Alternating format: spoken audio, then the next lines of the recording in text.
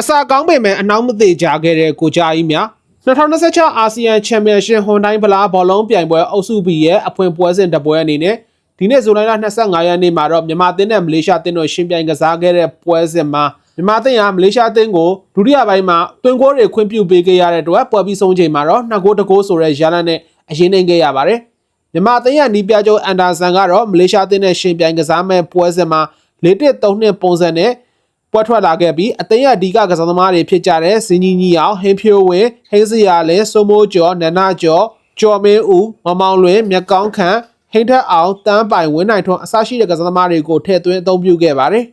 ပွဲစားမှာတော့မြန်မာအသင်းရောမလေးရှားအသင်းတို့ဟာဥဆောင်ဂိုးတွေစောစောစီးစီးရရှိဖို့အတွက်အပြန်အလှန်တိုက်စစ်ဖွင့်ကစားနိုင်ခဲ့သလိုထိရောက်တဲ့ဂိုးပေါက်ချင်းချောက်မှုတွေလည်းပြုလုပ်နိုင်ခဲ့ပါတယ်ဒါပေမဲ့ပွဲကစားချိန်7မိနစ်မှာတော့မြန်မာအသင်းရဲ့တိုက်စစ်ကစားသမားတွေကမလေးရှားခံစစ်ကိုပပနဲ့နဲ့ချော်ပြတ်ပြီးမြက်ကောင်းခက်ကမြန်မာအသင်းအတွက်ဥဆောင်ဂိုးကိုသွင်းယူပေးနိုင်ခဲ့တာကြောင့်မြန်မာအသင်းဥဆောင်ဂိုးစတင်ရရှိခဲ့ပါတယ်မထင်မှတ်ထားတဲ့အနေအထားကတစ်ဆင့်ဥဆောင်ကိုခွင့်ပြုပေးခဲ့ရတဲ့မလေးရှားအသင်းကတော့ခြေပါကိုပြန်လည်ရရှိနိုင်ဖို့မြန်မာအသင်းဘက်ကိုတိုက်စစ်ဆင်ကစားခဲ့ပေမဲ့မြန်မာအသင်းရဲ့ကွင်းလယ်ကလည်းအကောင်းဆုံးတုံ့ပြန်ပြီးကစားနိုင်ခဲ့ပါတယ်။ပွဲကစားချိန်မိနစ်25မိနစ်နောက်ပိုင်းမှာတော့မလေးရှားအသင်းကသူတို့အားတန်နဲ့တကူတော်ထိုးဖောက်ပုံတွေပြစ်ဒဏ်ဘောတွေ free kick ကန်ချက်တွေနဲ့မြန်မာအသင်းရဲ့ဂိုးပေါက်ကိုအချိန်ချင်းချေချောက်ခဲ့ပေမဲ့မြန်မာအသင်းရဲ့နောက်ခံကစားသမားတွေကလည်းပပနဲ့ရှင်းထုတ်နိုင်ခဲ့ပါတယ်။ဒါပေမဲ့ပထမပိုင်းရဲ့လက်ချက်မိနစ်မှာမြန်မာအသင်းကအပိုင်ဂိုးကန်ကွင်းနဲ့ဇက်တိုက်ရရှိခဲ့ပေမဲ့တိုက်စစ်မှုတွေရဲ့အဆုံးသက်အားနည်းပုံကနေတစ်ဆင့်ဂိုးဖြစ်ပြောင်းလဲနိုင်ခြင်းမရှိခဲ့တာကြောင့်ပထမပိုင်းပြီးဆုံးချိန်မှာတော့မြန်မာအသင်းကမလေးရှားအသင်းကိုတကူကိုမရှိဆိုတဲ့ရလဒ်နဲ့ဥဆောင်ထားနိုင်ခဲ့ပါတယ်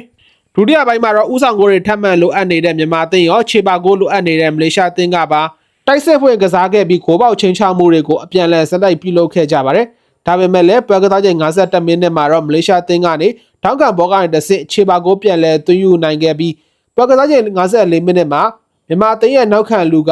မလေးရှားအသင်းရဲ့တိုက်စစ်ကစားသမားကိုပနတီဧရိယာအတွင်းမှာဥပဒေပြင်ပခက်ကြမ်းကြမ်းဖျက်ထုတ်ခဲ့တာကြောင့်မလေးရှားအသင်းပနတီရရှိခဲ့ပြီးဂိုးပြပြောင်းလဲနိုင်ခဲ့တဲ့အတွက်ဒုတိယမြောက်ဥဆောင်ဂိုးကိုထပ်မံရရှိခဲ့ပါတယ်။မလေးရှားအသင်းကတော့အနိုင်ကိုထိန်းကစားနိုင်ဖို့အတွက်လက်ကျန်မိနစ်တွေမှာခံစစ်ပုံစံသာကစားနိုင်ခဲ့တာကြောင့်မြန်မာအသင်းကတော့တသင်းလုံးနီးပါမလေးရှားအသင်းကိုစက်တိုက်ဖိအားပေးကစားနိုင်ခဲ့ပေမဲ့မြန်မာအသင်းရဲ့တိုက်စစ်ကညံပြင်းလွန်ခဲ့တာကြောင့်ခြေပါဂိုးပြန်လဲများရှိခဲ့တဲ့အတွက်ပွဲပြီးဆုံးချိန်မှာတော့မလေးရှားအသင်းကမြန်မာအသင်းကို2ဂိုး1ဂိုးဆိုတဲ့ရလဒ်နဲ့အနိုင်ရရှိခဲ့တာဖြစ်ပါတယ်။2026အာဆီယံချန်ပီယံရှစ်ဟွန်တိုင်းဖလားဘောလုံးပြိုင်ပွဲရဲ့အဖွင့်ပွဲစဉ်မှာ